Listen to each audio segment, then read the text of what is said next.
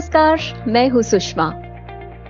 ऊंचे नीचे रास्ते और मंजिल तेरी दूर, आपने भी सुना होगा। लेकिन जनाब, जिंदगी का मजा इन ऊंचे नीचे रास्तों पर चलने में ही है, जहाँ अनुभूतियां यादों के लिहाफ में समाकर ठंडक भरे पलों में गर्माहट पहुंचाती हैं। और यही यादें शेयर करते हैं हमसे हमारे खास मेहमान। आज के एपिसोड में मेरे तकनीकी सहयोगी श्री ओम प्रकाश शर्मा। बातें दिल की विद सुषमा।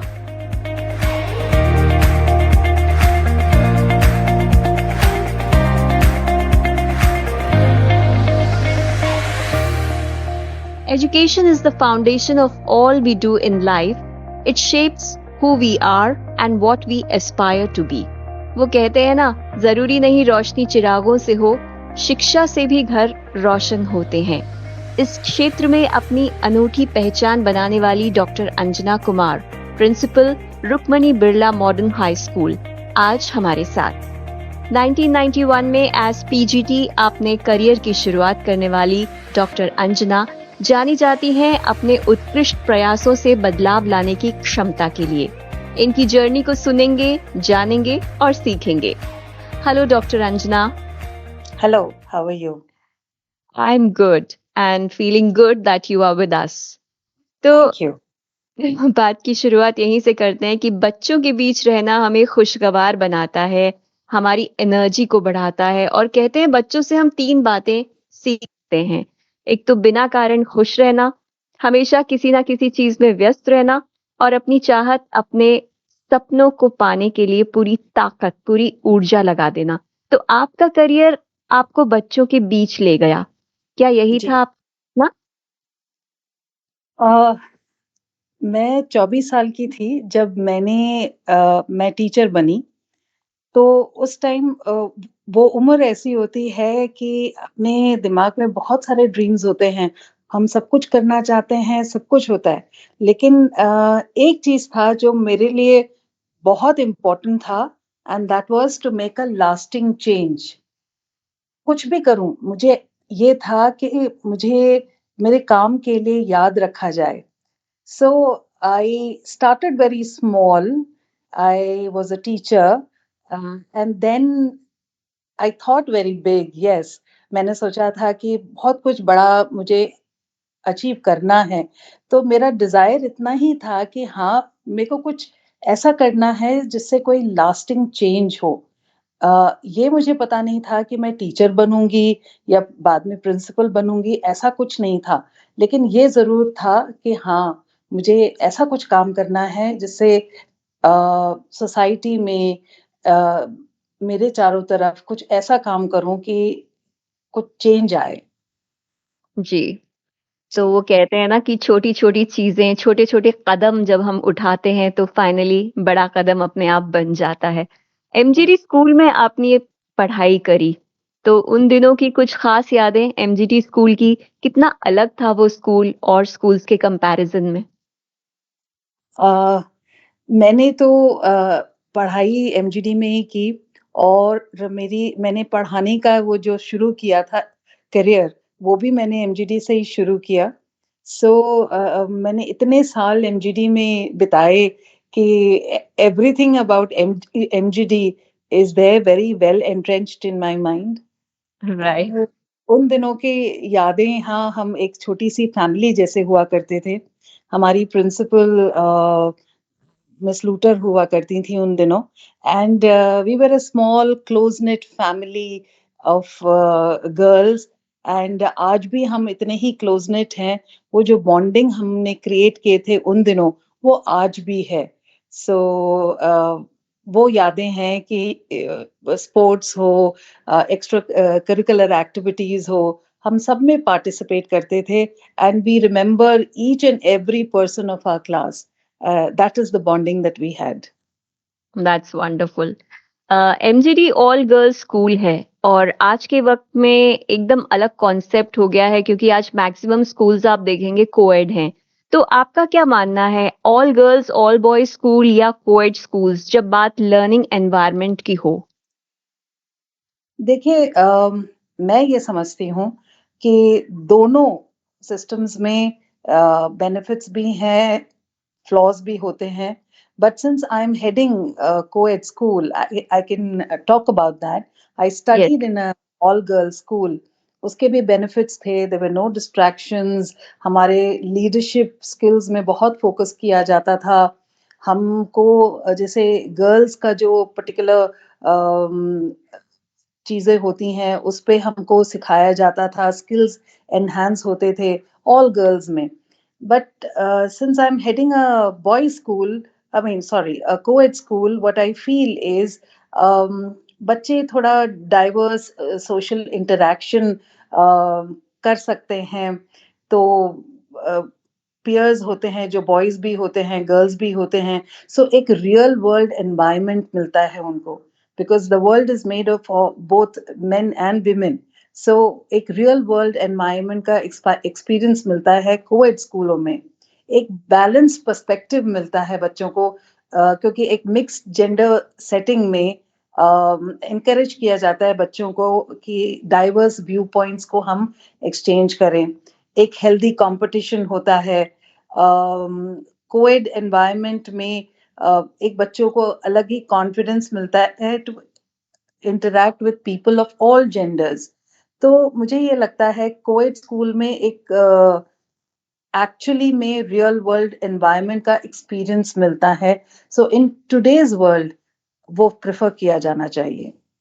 बिल्कुल, आज ज़रूरत इसी चीज़ की है कि आप कॉन्फिडेंट होकर जब असली ज़िंदगी में एंटर होते हैं, तो बहुत से लोगों से आपकी मुलाकात होती है, तो उस वक़्त आपका नज़रिया इसी तरह का होना चाहिए, जो आप बता रही हैं, डेवलप हो जाता है कोएड स्कूल में। जी। बिल्कुल। एजुकेशन फ़ील्ड में भी वक़्त के साथ बदलाव तेज़ी से आया है, बहुत तेज़ी से असर हुआ है। टीचिंग मेथड्स की बात करें, लर्निंग मेथड्स, टूल्स सब बदल गए हैं। तो इस बदलाव का कितना प्रेशर टीचर्स पे, स्टूडेंट्स पे और पेरेंट्स पे पड़ा है? हम्म। काफ़ी फ़र्क पड़ा है, क्योंकि स्टूडेंट्स का तो एक लर्निंग एक्सपीरियंस ही कुछ अलग ही हो गया है। क्योंकि आजकल बहुत सारे इंटरैक्टिव टूल्स होते हैं, जैसे स्मार्ट बोर्ड्स हैं, ऑनलाइन प्लेटफ़ॉर्म्स हैं, गेमिफाइड ऐप्स हैं। ये सब की वजह से learning is more engaging and accessible. So naturally बच्चे दे फाइंड कि एक्सपीरियंशियल लर्निंग ज़्यादा ज़रूरी है। पहले हम लोग टेक्स्ट बुक्स में से पढ़ते थे, शायद आंसर्स को भी अंडरलाइन करते थे और उसको मग अप करते थे। When I was a kid I remember that. तो यस, लेकिन आजकल बच्चों को एक रियल लाइफ एक्सपीरियंस दिया जाता है। They have to do and learn, that is how they prefer it. तो एक पर्सनलाइज्ड एजुकेशन भी है, एडेप्टिव टेक्नोलॉजीज आ गए हैं, इंडिविजुअल लर्निंग स्टाइल्स और पेसेस को केटर करते हैं। एक ग्लोबल एक्सपोजर मिलता है, क्योंकि ऑनलाइन लर्निंग चल रही है आजकल। हाइब्रिड मोड आ गया है, ऑनलाइन ऑफलाइन बोथ। तो ये सब चीज की वजह से बच्चों का एक्सपीरियंस एक अनदर लेवल का हो गया है। हुँ, प्रेशर तो है naturally, because there is an increase screen time. बच्चे अपने लैपटॉप्स, अपने मोबाइल से चिपके रहते हैं। अब उससे भी हमको तकलीफ भी होती है, लेकिन since we are depending on technology, हमको ये सब चीज़ें ज़रूरी भी हो गई हैं। अ, तो बच्चों पे actually because it has diversified so much, technology हम इतना यूज़ कर रहे हैं, तो एक प्रेशर बच्चों पे भी है, क्योंकि स्क्रीन टाइम इंक्रीज़ होने की वजह से उनको भी तकलीफ है। एंड हुँ, पेरेंट्स को बच्चों को मॉनिटर करना पड़ता है। बच्चे अपने आप से सीख लेते हैं, that is a very good thing. लेकिन उनको मॉनिटर करना बहुत ज़रूरी होता है, not only for the school educators but also for parents at home, क्योंकि हुँ, बच्चे क्या कर रहे हैं उस पे हमें ध्यान देना पड़ता है। टीचर्स ऑफ कोर्स, उनको भी नई चीज़ें सीखनी पड़ रही हैं। ऑफ कोर्स इनोवेटिव स्टाइल सीखनी पड़ रही हैं। ऑनलाइन असेसमेंट हो रहे हैं, वर्चुअल सिमुलेशंस हो रही हैं, lessons have become so dynamic. So right, teachers have become facilitators. They are not actually वो है जो लेक्चर मेथड है, it has become obsolete now. Teachers have to focus more on uh, being knowledge providers. तो उनके उन्होंने जो सीखा है और उनको अब जो अडेप्ट करना पड़ रहा है, उसमें भी चेंजेस आए हैं। जब भी कोई चेंज आता है, उससे स्ट्रेस तो होता ही है। And but that's okay because teachers have become more creative now, they have become innovative now, so that's wonderful. uh, लेकिन इसके pitfalls भी हैं, हम कह सकते हैं, क्योंकि वर्कलोड इंक्रीज हुआ है टीचर्स का। There is no fix time कि हाँ, आप इस इतने बजे से इतने बजे तक ही नौकरी कर रहे हैं। जी। have to be accessible to parents and to students at any given point. कोई भी डाउट हो बच्चे का, तो बच्चा ऑनलाइन आपको अप्रोच कर सकता है। So there are pitfalls in it, but I feel that parents को बहुत सारी challenges हैं टेक्नोलॉजी की वजह से। All the parents are not tech savvy, तो वो भी एक प्रेशर हो जाता है कि बच्चे तो बहुत ही एबल होते हैं, स्किल्ड होते हैं इंटरनेट यूज करने में और मोबाइल फोन्स यूज करने में, लैपटॉप यूज करने में, but many of the parents are still not so tech savvy, तो या प्रॉब्लम्स होती हैं। So there are plus points and negative points in the changes that have come about, but मुझे लगता है कि पॉजिटिव्स बहुत ज्यादा हैं। जी। आपकी शुरुआत हुई पीजीटी के रूप में जैसा कि आपने बताया, तो आपकी जी, पर्सनल टीचिंग फिलॉसफी क्या रही? कोई चैलेंजिंग क्लासरूम सिचुएशन जो आपने फेस की और उसको कैसे पॉजिटिव बनाया? okay, my personal teaching philosophy. Okay, I would say that I have been an English teacher. So हुँ, मैं पीजीटी इंग्लिश ही थी एमजीडी में, एंड फॉर मी, मैं ये कह सकती हूँ, my philosophy is be always practical and give experiential learning environment to the children. तो क्या होता है कि आपको थ्योरी को कनेक्ट करना पड़ता है रियल लाइफ सिचुएशन से। हुँ, बच्चा बेटर लर्न करता है, बच्चा अपने आप को उस सिचुएशन में रख के समझ पाता है कि हाँ, ये चीजें ऐसी होती हैं। इंग्लिश को बच्चे को समझाना बहुत मुश्किल हुआ करता था, स्पेशली मैं बता सकती हूँ आपको कि शेक्सपियर पढ़ाना बहुत मुश्किल होता था। जी, अ, मुझे याद है कि बच्चे, वो जो शेक्सपियर का एक प्ले था जूलियस सीजर, बच्चे कभी हुँ, पढ़ना नहीं चाहते, वो बोलते थे मैम वो लास्ट में करेंगे। सो आई स्टार्टेड थिंकिंग कि हाँ, कैसे करें? बच्चे पढ़ाना तो है ही, सिलेबस में है, तो उसको कैसे कराएँ?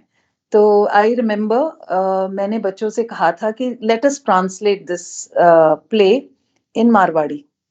अच्छा, And yeah, so my children translated it into Marwadi, and उन्होंने एक लाइन वाइज हर लाइन को उन्होंने ट्रांसलेट किया। तो जिन एक एक ग्रुप ऑफ चिल्ड्रन उन्होंने किया था ये, तो क्या हुआ, उन सबको वो रट गया, वो प्ले ही रट गया अच्छी तरह से।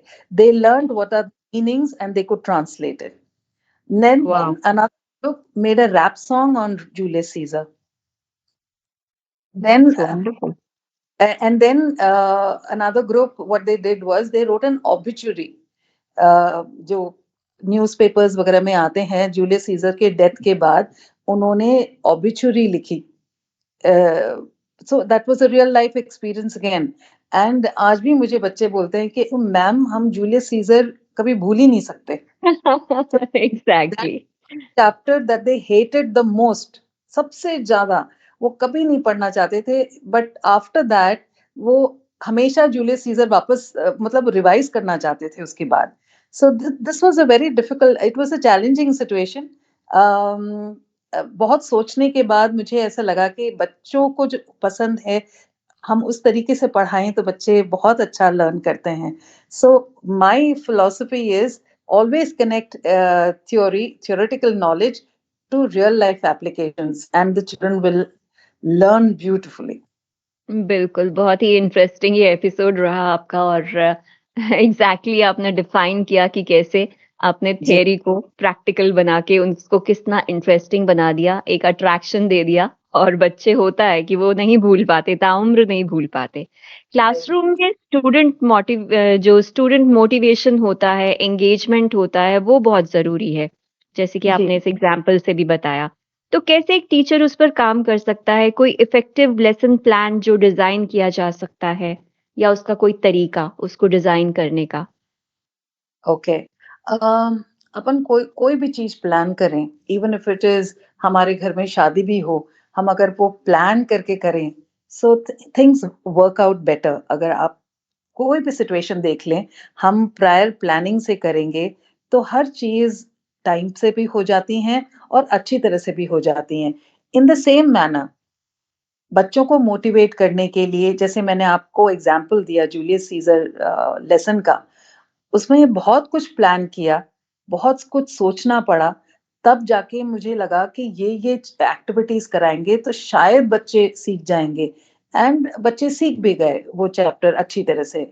So always as a teacher planning is very important कि आप उसको हर चीज़ को थॉटफुली डिज़ाइन करें।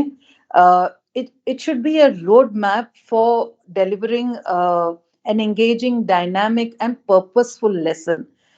वो आपके ऊपर है एज़ अ टीचर आप किस चीज़ पे फ़ोकस करना चाहते हैं।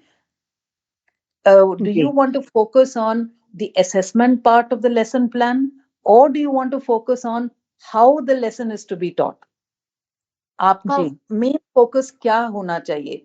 ये टीचर के ऊपर डिपेंड करता है, किस तरह से आप करना चाहते हैं। But yes, any form of planning आपके लिए बेस्ट रहता है because you can achieve your goals once you plan out anything in your life. Right. वैसे अलग-अलग पृष्ठभूमि और विभिन्न क्षमताओं वाले बच्चे क्लासरूम में मौजूद होते हैं, ये तो हम देखते ही हैं। तो जी, कैसे एक इंक्लूसिव लर्निंग एनवायरनमेंट क्रिएट किया जाता है? क्योंकि सबकी जो लर्निंग नीड्स हैं और कैपेसिटीज़ हैं, वो बहुत अलग होती हैं। एग्ज़ैक्टली। आई थिंक आप जो बोलते हैं अपने इंडिया की बात करें, डाइवर्सिटी है पूरे देश में एंड हमें हमेशा बचपन में सिखाया जाता है कि there is unity in diversity. तो यस। हम मैं यही बोल सकती हूँ कि अगर आप एक इंक्लूसिव एनवायरनमेंट क्रिएट करना चाहते हैं, आप तभी क्रिएट कर सकते हैं जब हर बच्चा वैल्यूड फील करे, उसकी वैल्यू है उस क्लासरूम में, रिस्पेक्टेड फील करे, सपोर्टेड फील करे and they can have any ability, they can have any perspective, they can have any kind of background, but they should feel valued, respected and supported, and then only you can create that inclusive environment.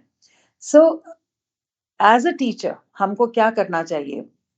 हमें we should हमको recognise करना चाहिए कि yes इस class में इस तरह के बच्चे हैं।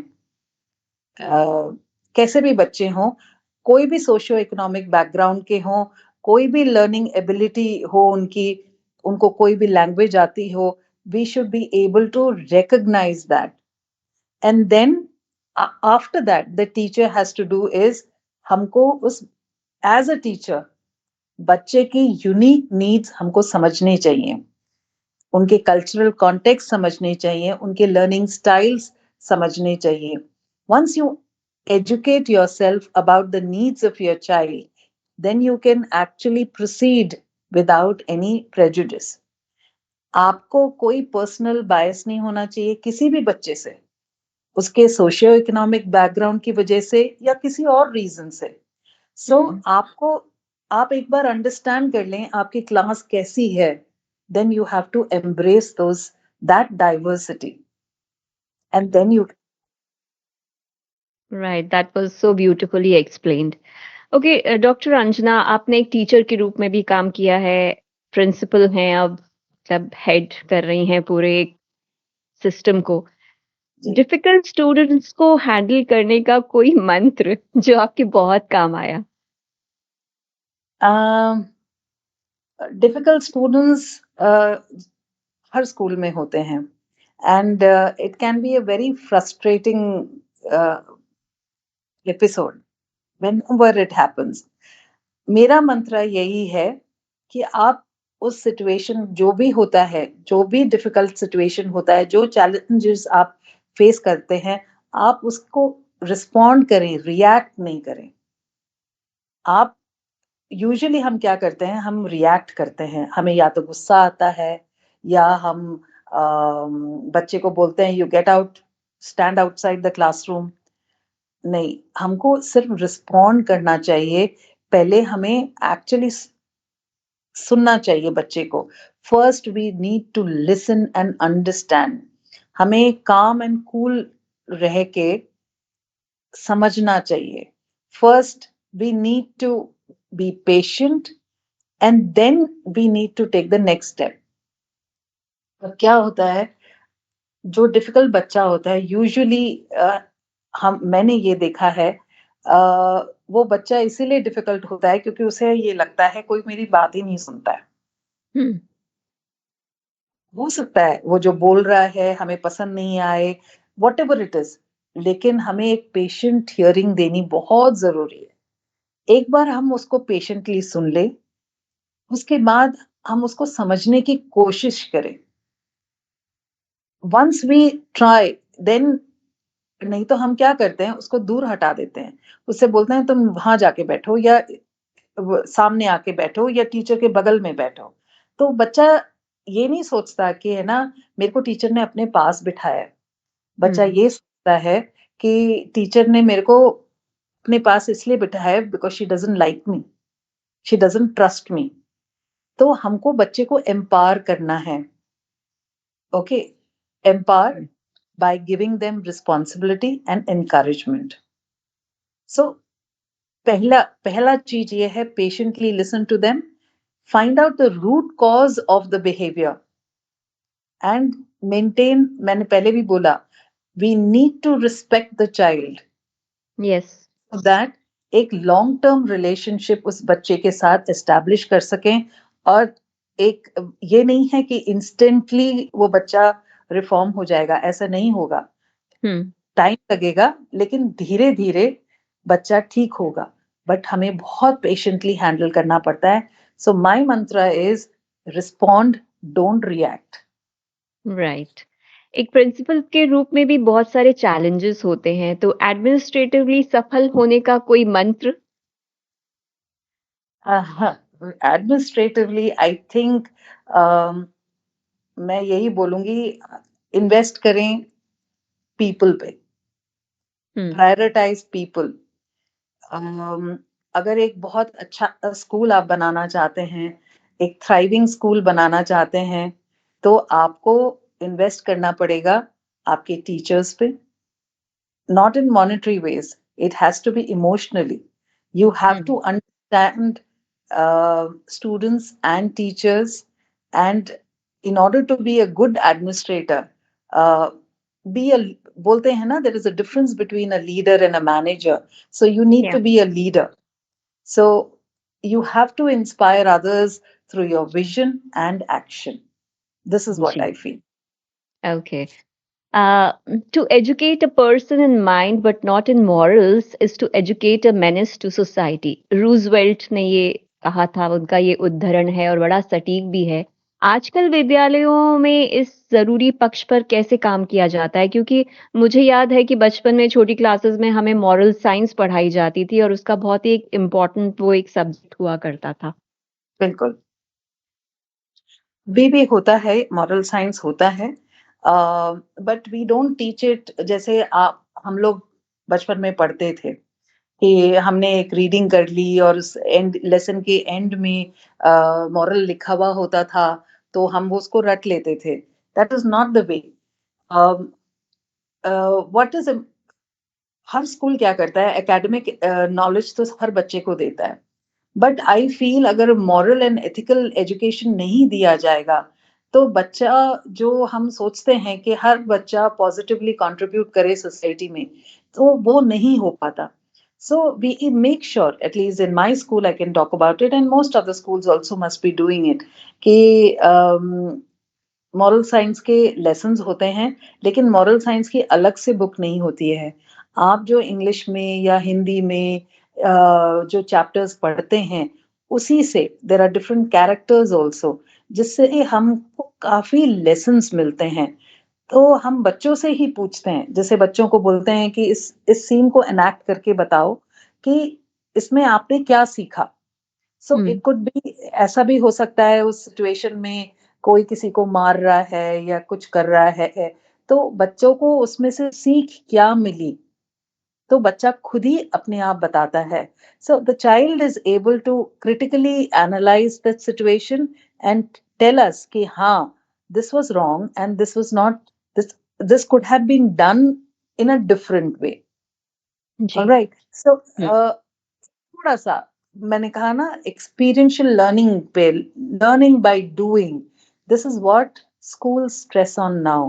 पहले क्या होता था, हम पढ़ लेते थे, सब रट लेते थे, हमको ये याद होता था कि honesty is the best policy, हमने ये सब सीखा है। So hmm, these were the moral values that we had rote method से जो हमने सीखा था। Now the children learn by doing.